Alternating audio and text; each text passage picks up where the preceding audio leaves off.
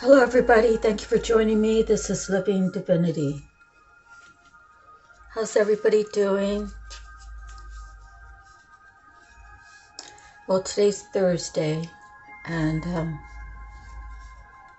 I think it's the 21st, so we're almost finished with the month of March, even though we have like 10 more days. So anyways, I'm going to do my handwritten cards first. The first one says, call upon our Lord with love and gratitude. So, we don't only want to talk to God when we need something. We don't want to just reach for Him when it's our hour of need. We want to stay connected with Him as much as we can throughout the day. So beginning the day with, thank you, God, you've given me another day. It's a new chance at life. It's a whole day, hopefully, that I can do better than I did the day before. And it's only through you, Lord, that I can accomplish this. Only through your love and grace, your wisdom, your strength, your healing energies, your love. Okay, on the back of the card it says, mind your business. So as you mind your business, you also need to have other people mind their business. So it's one thing to ask for an opinion.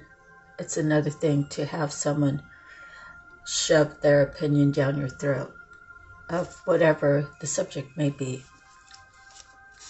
The next card I have is copycat. So somewhere in our midst, there's a copycat.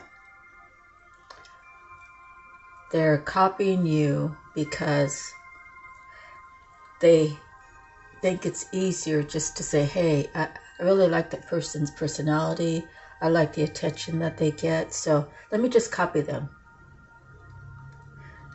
When in reality, they should be minding their own business, working on themselves, and creating something from within to help them shine brightly. And it has to do with authenticity, honesty, integrity, love, faith, hope, all the goods of God.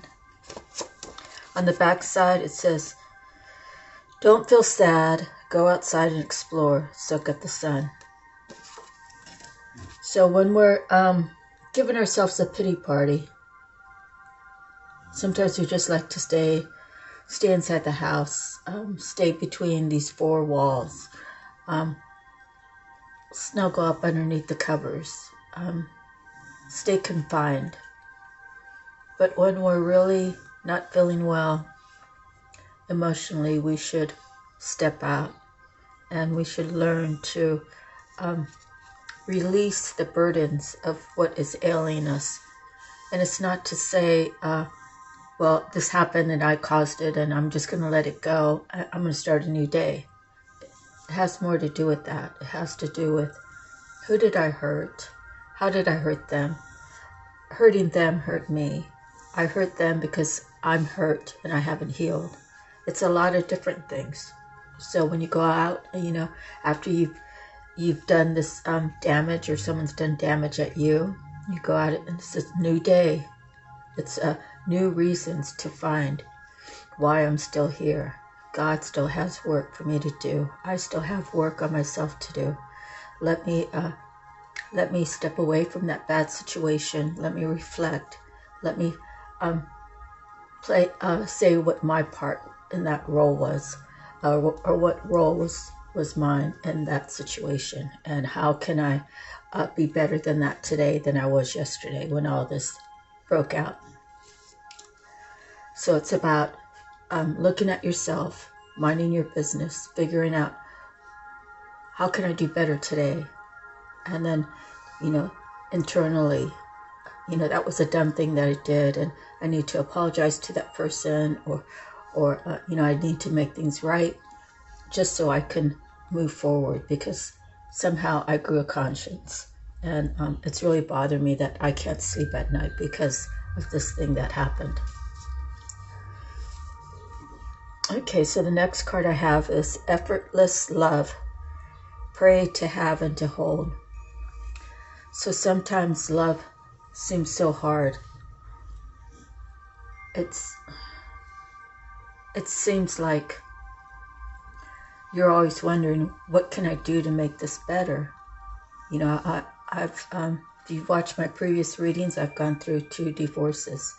And it's not to say that I didn't have a negative impact on the person I was with. We both, obviously, somewhere along the line, had negative impact towards each other. Where the love should be effortless. It should be kind of a safe place, you know, when you love someone. And you look in their eyes, and that's what you see as love, and they're holding you, and you're holding them, and you're saying, you know, this is who I want to be with. This is who I choose to be with. Now, after the honeymoon phase, you know, you get to see who these people really are. After the honeymoon phase, they start going their own way. They still expect you to carry your things, you know, that you do on a daily basis. You know, the house cleaning, the bill paying, the cooking, you know, the cleaning, the laundry. You know, while they do whatever it is that they do. And nobody wants that kind of relationship. And nobody, if you both really love each other, that really shouldn't even come into play. But for me, I feel like I gave too much, and someone didn't have any room to give because I was given everything.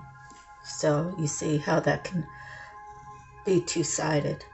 If I gave too much, it's not like a pity party for me. Oh, well, you got to learn not to give so much. It's an experience of knowing and learning through making mistakes that you just can't open your heart up to somebody. It's not the movies. It's not a forever love. If you're giving too much and someone else is not giving enough. All right, the backside is caught in a trap. You have all the tools within to free yourself. So many times where in a relationship, it's all hot and heavy. Both people are excited. They're happy to be with each other. Then they decide to move in together. Then when you move in together, oh, you get to see, oh, he doesn't pick up like I prefer to have the house picked up, or vice versa. I prefer to have homemade meals, while this person prefers to go out and spend money on meals so they don't have to cook. It becomes very challenging when all of this is not sorted out before you sort of make a union or a pact to be together. So the next card is, I said what I said, no means no. So many times your partner, you'll say no, and then they'll just keep on about it because they want you to say yes. And then sometimes there's those games where they say no, but they really mean yes. So you're having to figure out, this person that I'm really intrigued by, this person that I've spent time with, this person that I really feel like I've grown to love, now all of a sudden, it's like a light switch. They used to say yes, now they say no. And then there's those that say, oh, you know, I got you right where I want you now. It's time to play the games. You know, chase me or whatever. When I say no, it means chase me. All right, so the back of this card says, was blinded, but now I see. My mind was closing, but now it's opening. I would fight for you. I would teach you how to self-protect. Sometimes it's your own battle. Sometimes people can see and they can make you see.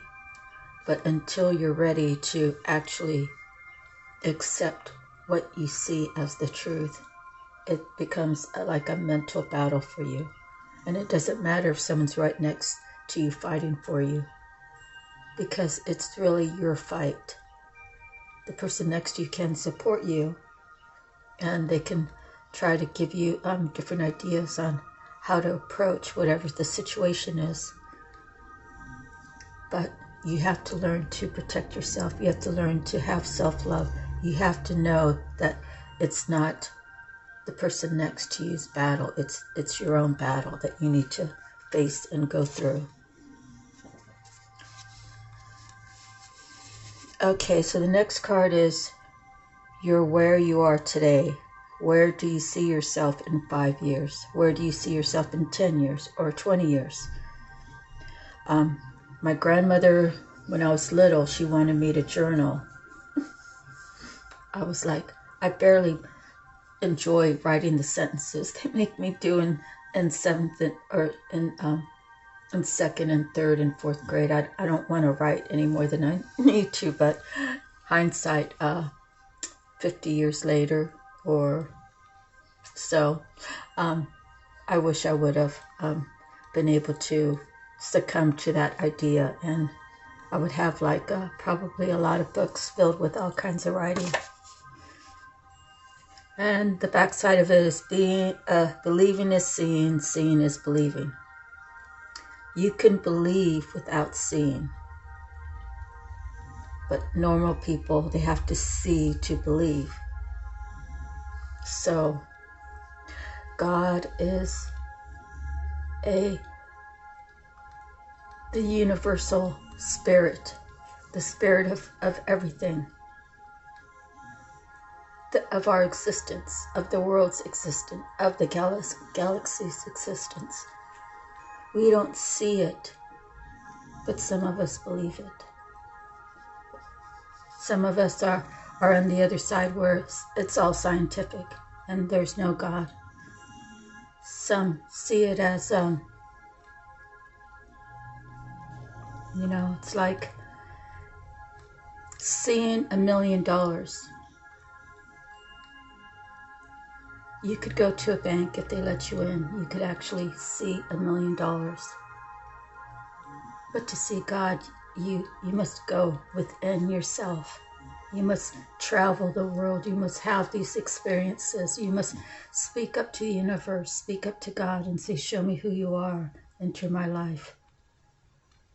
And when you are strong enough to say that and know that you are not perfect and God is the only one that can keep you going, that has always been the only one that has blessed you your whole life. When you realize that, you can start believing without seeing, because you're seeing the actions that's happening in your life that you're like, how did this great thing happen to me? How did I come up from this dark space I was in? It's the God within you.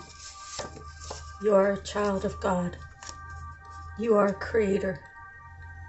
You create your own destiny. You create your own future. God made it so. But over generations, over life itself, we learn to live without God in our lives. And it's honestly the most tragic thing that we could do.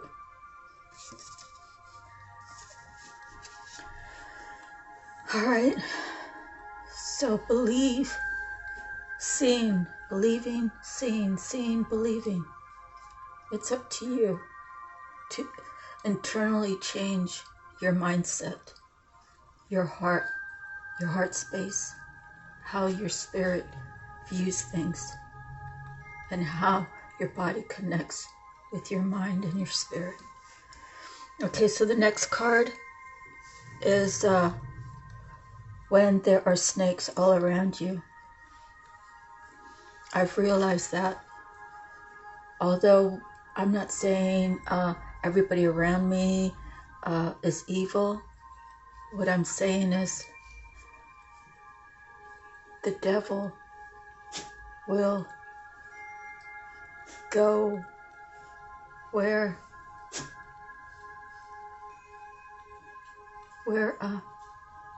the negative outweighs the positive in any person.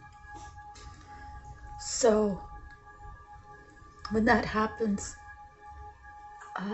that person will say things that their real spirit would never want them to say. They would do actions that their real spirit would never want them to act out.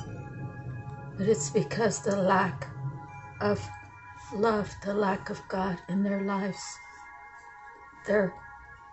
they allow like the devil to enter into them and be this negative force to damage people along the way. The next is this season your last chance?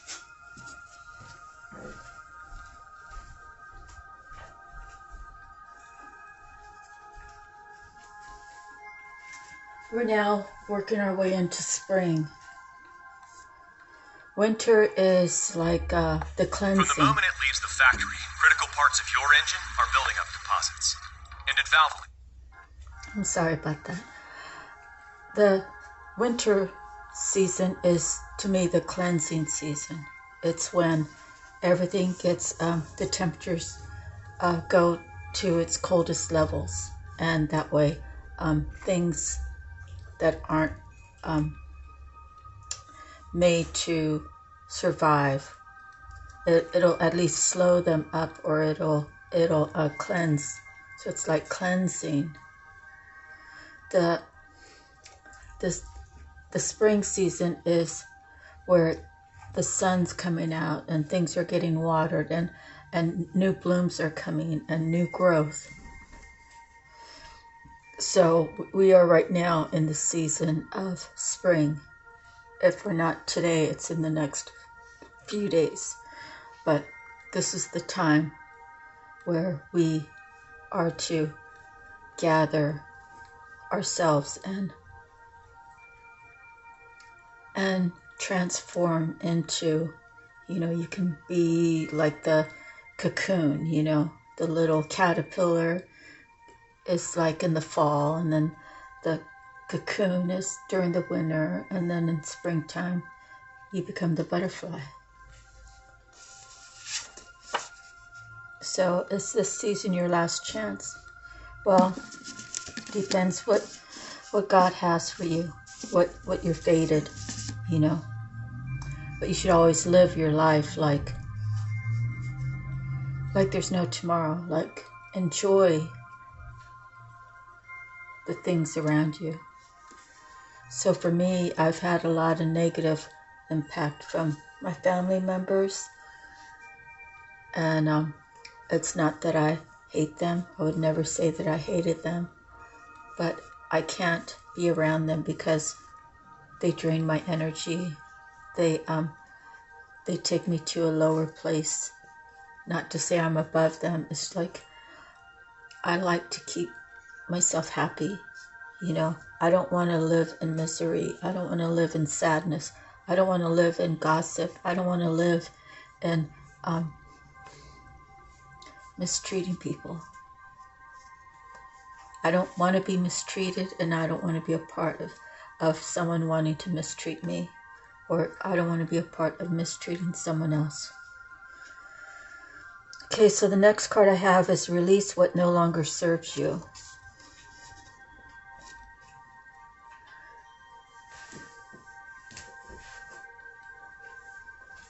And the back side says juggle, good or bad. So to me, this card is a reminder of what you're holding on to. If you know that something's not good for you, for example, if you have a sex addiction, and that sex addiction will have you running from woman to woman to woman, or man to man to man, whatever your thing is. you're juggling what's bad for you. It's bad for you to have this addiction, but the addiction feels so good, right? So you have to determine, is it actually bad for you? And if it is, what are the reasons it's bad for you? Well, if you're sleeping with every Tom, Dick, and Harry, or every Sue, Jane, or I don't know, whatever the other third name is for a girl, you're affecting everybody you sleep with. And especially if you just sleep with them and ghost them, that's like really mean. It has there's no substance to it, and I guess a lot of people these days don't mind having no substance. But if you don't have any substance when you're laying down with someone, what's that saying about you? It's saying that there's not much to you. There's not much to invest in you. You're not worth the investment because of how you treat yourself. So if you're juggling good or bad and a sex addiction thing, you're hurting yourself while you're hurting others when you're playing a part to get into their pants and then walking away from them. That's heartbreaking. And it means that if you're a man doing that to a woman and she's really believing everything you're saying, and then she's deciding, yeah, you're everything to me. Here I am, all of me. And then you go in there and you get to taste that ice cream or whatever, and then you say, okay, I'm going now, and you never return. What is that saying?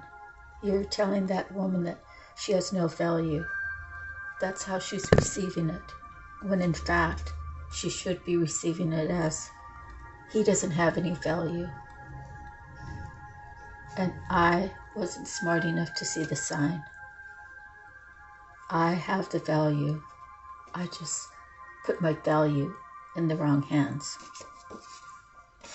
So release what no longer serves you. So whatever your situation is, whatever you think that is good and bad for you and you can't decide, now's the season to decide. I'm on the fence one day I'm on the right side of God, one day I'm on the left side of God, one day I'm under a rock. Decide where you fit in, and learn to grow from it, learn a lesson.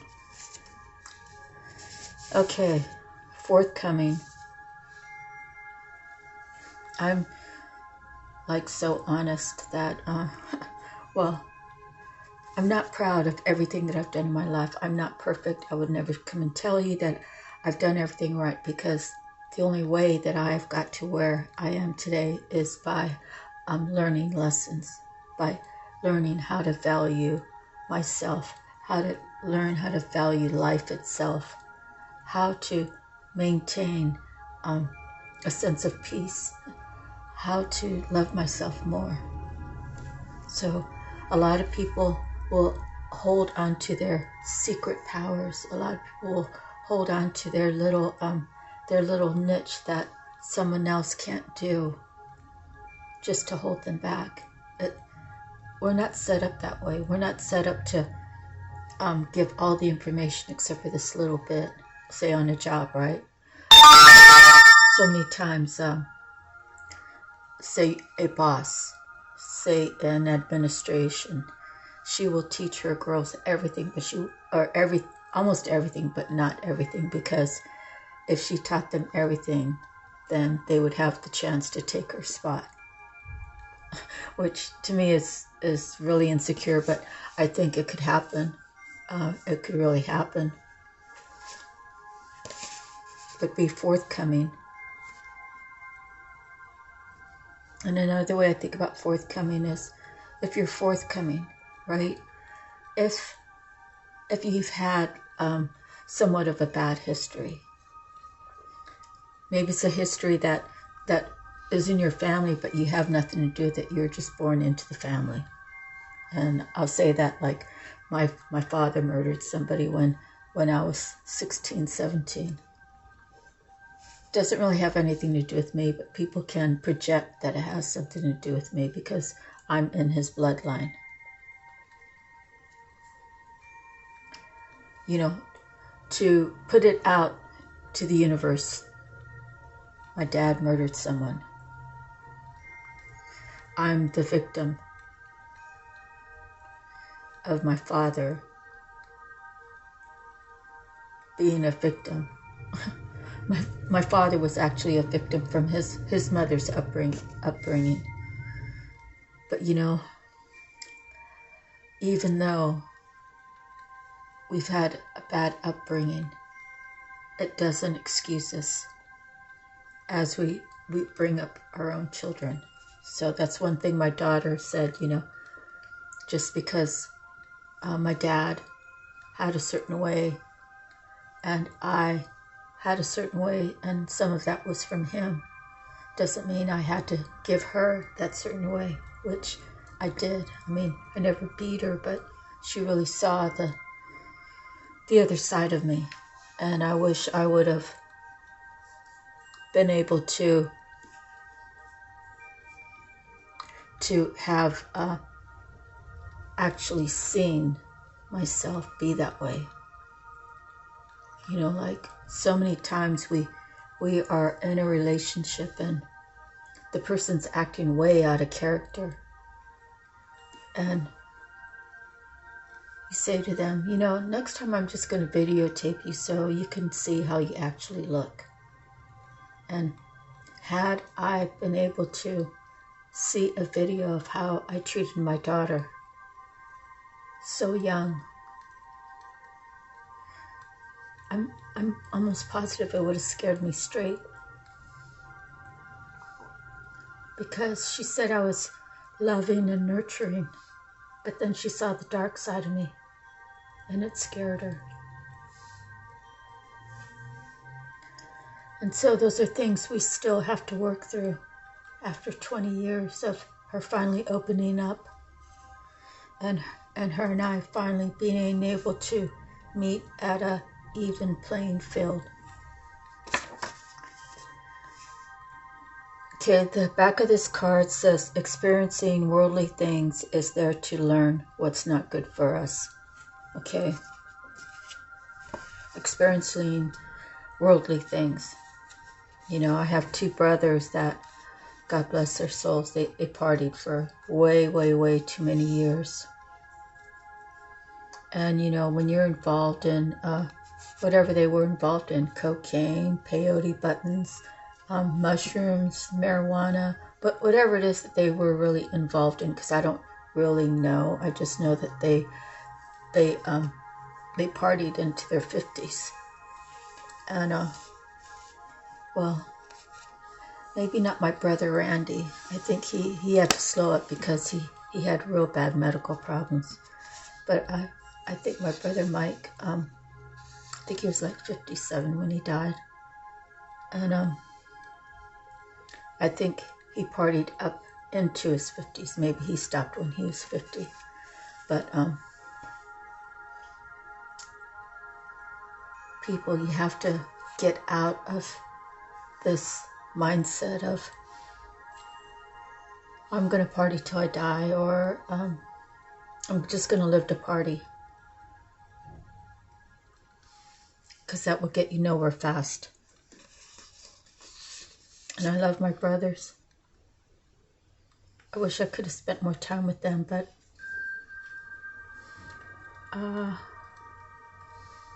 after my mom passed away, my brother Randy, he went and stayed with his friends, the Curlicks, for a bit, and then I'm not sure where he went, but pretty sure he was already 18 when my mom died.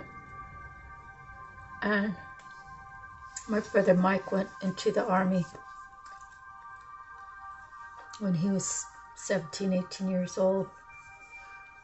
And then it was just me and my brother. My sister Tanya, she always lived with my grandparents, so even though she was my sister, I never got to feel her as my sister because she always lived with my grandparents. She's more like a cousin, or, she's more like a cousin, even though by blood we were sisters. But I left the area when I was 17. I was sent to Salt Lake City, Utah to live with my third sister, and I stayed there for a year, and things happened there where she wanted more money, and I wasn't willing to give more money. And I went into the service to not be a burden to anybody ever again. Growing up, and people know your circumstance. Your own family knows your circumstance. That you were born last. And Mom lost her life at a very young age. To go from the age of 12 years old to 17. To spend those years feeling like you're a burden wherever you go.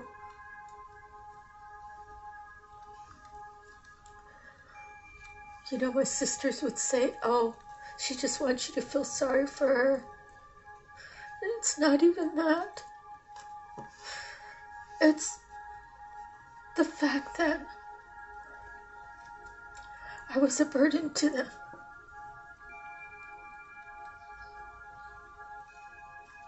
My oldest sister, I did whatever she asked me to. 90% of the time, I really didn't give her that much trouble. And she sent me to live with my other sister because she said she put in her time with me. It was time for me to go somewhere else. Things that I wanted to take with me that reminded me of my dad, I wasn't allowed.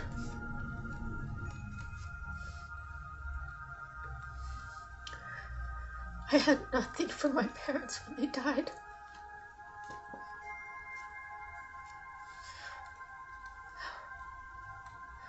When my mom died, my dad told my sisters to go and get her stuff out of there. But when me and my brother came home from school, the house was half empty. And all we could think of was Mom died, and then scavengers came and took what they wanted. If I could have just had one of her pajamas, I would have put it in a plastic bag and just preserved it forever. Because my mom loved wearing pajamas, these special nightgowns and stuff. But me and my brother were never asked. We were never asked, is there something we want? Is there something that we could hold on to know it was a part of Mom? We weren't even considered. I lived with the second sister for 1 year, and then I lived my senior year with my other sister in Salt Lake. They all knew my circumstance, and they all treated me like a burden. Came down the pike that way. That's kind of what you get when you're born in a big family and you're the last one. But I never should have been made to feel like I was a burden. There was not that much love and compassion towards me. But I still love them. Still love them today. I'm sorry, I just got a little emotional. My next card is Fight Fairly. So many times there's this competition of who gets the upper hand. I was always the youngest, so it's hard for me to get a hand at all. But I was around those who didn't want to fight fairly, who were out for their own. I mean, sure, I guess they did take care of me, and I should appreciate it from that side.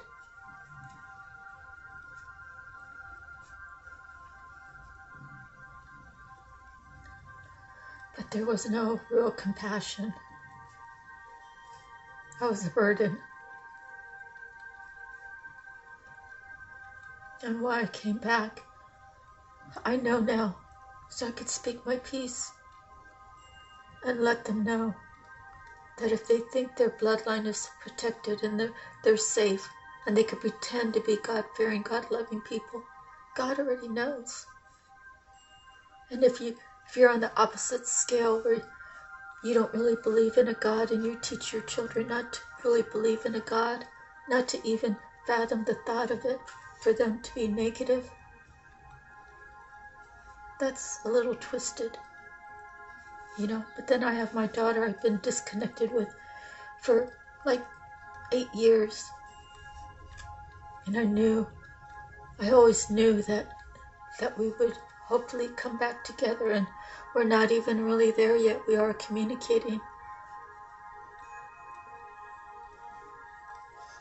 But I'm actually afraid. I'm afraid. What will I do if things don't work out between us?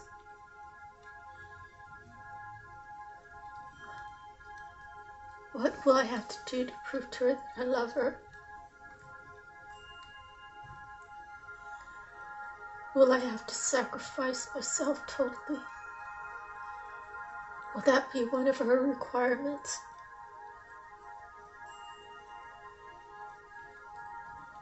Kind of scares me, actually.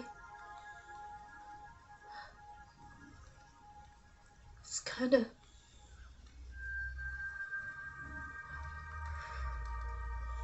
of taking a leap of faith and hoping for the best.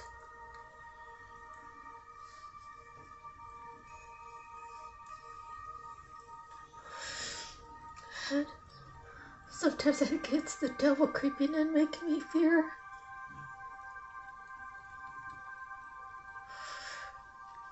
And then I say to myself, how would Mom want me to react? How would Grandma want me to react? Then I pray to God that I have more strength. Then I pray to God that I have good discernment. And I pray to God that things will work out for me and my daughter. Because the last thing I want to do is to die and have her not know that I really love her. I'm so grateful that this time is coming. So the next card I have is pay attention to your dreams. I bided my time for all these years, for her to mature and for her to get to a spot where,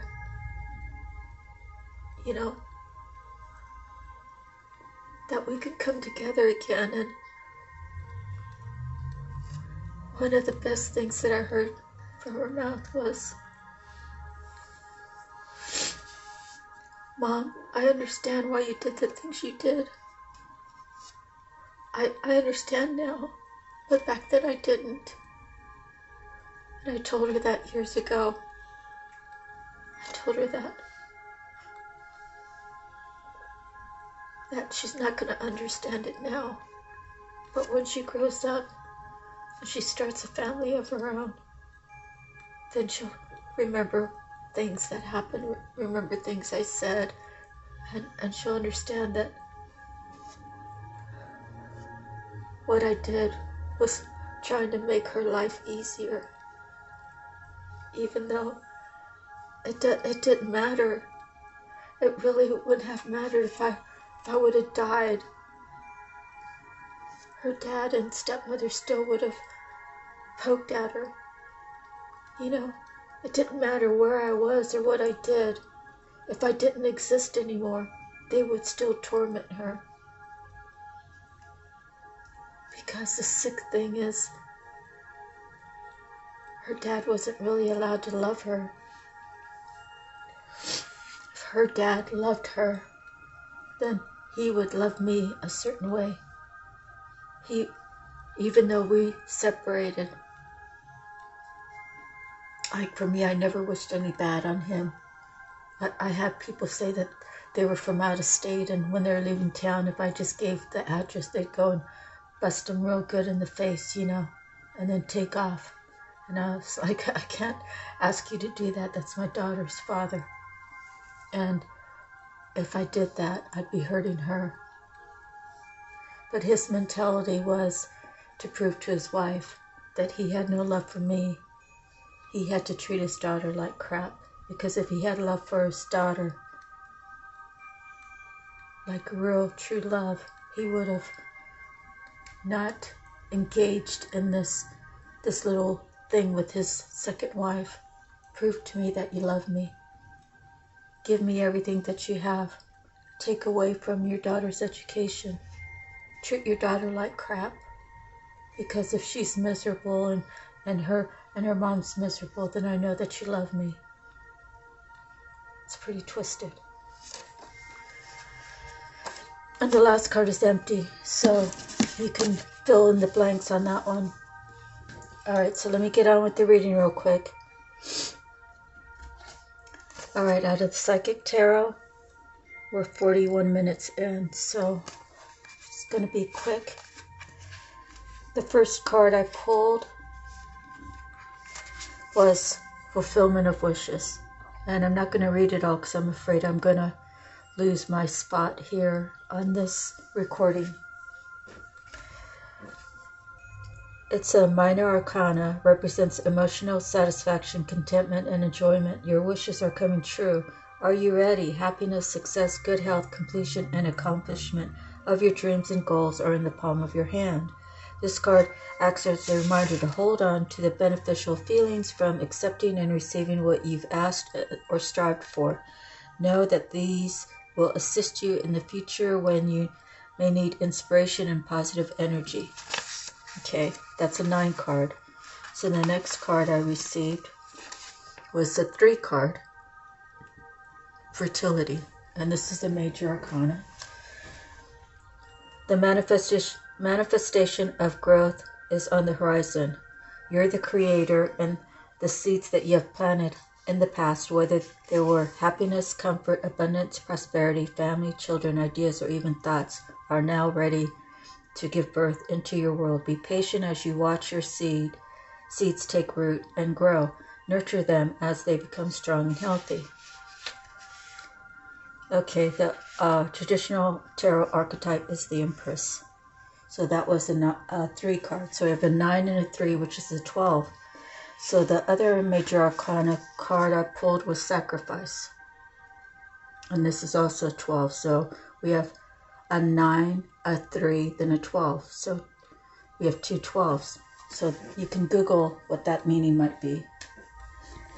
Sacrifice. Powerful achievements are usually born as a result of great sacrifice. This card represents self-sacrifice in a time when you should look around your life to see what needs to be released. By surrendering and letting go, there will be more room to receive. The rewards for this are transformation, wisdom, gratitude, and enlightenment.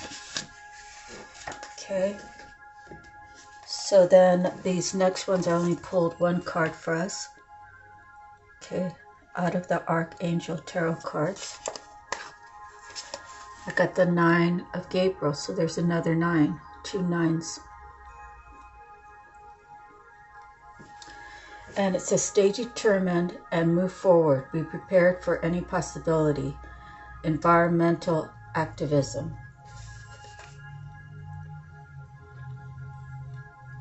Okay, be prepared for any possibility. You've already proven yourself and your position is secure so long as you have confidence. You may be tired, but this is the last challenging situation before success comes your way. Additional meanings. sticking with your plans, ability to fight off illness, environmental activism, growing organic foods. So it's real funny because I'm a veteran, so I can use the veteran services and all when I'm sick. But whenever I start feeling a little bit ill, like a cold coming on, I'll boil some chicken and I'll add some carrots and celery, and I'll put my onion powder and garlic powder in there, and then of course some salt and pepper, and I'll just eat that. And sometimes I make a pot of rice, so I add rice to it. I'll eat that until I'm feeling better. So, like 3 days ago, I started having a sniffle, and that's one thing that drives me crazy is having my nose run. So that's when I started my pot of chicken. So my dog, he eats most of the meat, because I'm trying to cut back on my meat intake. So I'll have like a cup of the broth with the celery and carrots in there, and then I'll drink it and then eat those things. And then if I want a whole bowl, then I'll have the rice and pour it over, and I'll eat that. But so I had that for like a whole day, like 3 days ago. All day long I ate that, and then I took out a roast, and instead of doing something different with it, I just defrosted it, cut it in half, and put it in the pot and brought it to a boil and then simmered it. So now my chicken soup turned into a beef broth, and so my dog was able to have like a roast. So he had a roast yesterday, and he's having that today. So the natural ways to cure yourself, that's like my journey. That's what I want to do, is try to help people figure out the healthy way. As well as my diabetes numbers was, it was 127. So they got me on medicine for 3 months. And the medicine says don't eat grapefruit. Well, I've been eating grapefruit about every other day. And I just had my blood work checked after 3 months. So it went from 127 to 116. So now I'm going to have another series of medicines for another 3 months, knowing that I'm eating better, I'm eating healthier, and I'm taking my sugar kind of out of it, except for like my natural sugars, like from a grapefruit or from a strawberry. Then I'll continue doing my grapefruit with the medicine, and when I get under 100, then I'll have to maintain that. So it's only going to be challenging because this is a self-effort, because I don't want to take medicine that I don't really need to take. All right, so we're at 48 minutes. So out of the Akashic Records, Tarot Records, Akashic Tarot Guidebook, you see the Four of Roses. And yesterday or the day before, I actually pulled this card, but I didn't end up doing the reading because I think my dog had to go, and I kind of just put everything away, and then so it came back up. So let me read this to you. Views of the ego. 3 people stand together before a full-length mirror. The man in the center gazes keenly at himself, and it seems his reflection is looking back with a superior air. His is the sole reflection to be seen in the mirror. This card shows that there may be a thoughtless, selfish person in your life, whether in love, friendship, family, or business relationship. This person is self-absorbed and makes plans only in terms of how they affect him or her. You may have lingered too long, repeatedly giving to this person, even though you haven't received much in return. You've tolerated this dismissiveness because you kept hoping things would get better, or perhaps you were too afraid to step away. You are called now to be aware this person is unlikely to change, and you may be delaying the inevitable. Take an honest look in the mirror and see how staying in this relationship affects your future. Imagine yourself looking into a mirror, and all you see reflected there is the God within you. Take a moment to sense the truth. Let this part of you be reflected in everything you think and do. And every time you look into an actual mirror, see your divine self there. You are a child of God. God, universe, spirit, source. One God, one love. You are a child of God. He is the creator of this whole universe. He hears and sees everything. You are a child of God. God gives you the tools within to create the life that you want. But you have to believe in yourself. You have to believe in your self-love. You have to believe that talking to people about things they don't understand is the wrong thing to do. You don't have someone offer you a good deal on a condo that is expected to raise $60,000 in 3 years. And what do you call that? Because it was a process, right? The place that I lived was a leasehold, and it was a co-op. So they were going through the process of taking it to from co-op to condo, and from leasehold to fee simple. So when those transactions were done, the property value would automatically go up around $60,000. So I'm not busting on this guy or anything, but I tried to give this guy a good deal. It sounded like it was too good to be true. Did he call a realtor and ask him? No. He's like, do you mind if I talk to Ron, my boss? I talk to whoever you like. But in reality, he should have called up a realtor and said, hey, can you Google this address? Tell me what the process is and how much the value would go up. And actually do your own research. You don't want to talk to a coworker, whether he's your boss or, he's not in the real estate industry. So don't talk to people about things that they really don't know anything about. And if it has to do with spiritual, your spiritual connection with someone else, your spiritual connection within, you're only going to find those answers from a person who practices spirituality. And you're going to know the feel of who these people are if you pay attention. You're not going to go to like someone who actually lives by black magic to ask them, what good could this connection that I have with this other person that feels so right? Of course, they're not going to tell you right, because they don't want you to be there. They want you to stay right where you're at. So those are just like different things, It could be for you, it could be for someone else. Someone else could need to hear that. Okay, so we're at 53 minutes. In order, out of the tarot, Tattoo Tarot, I received the moon.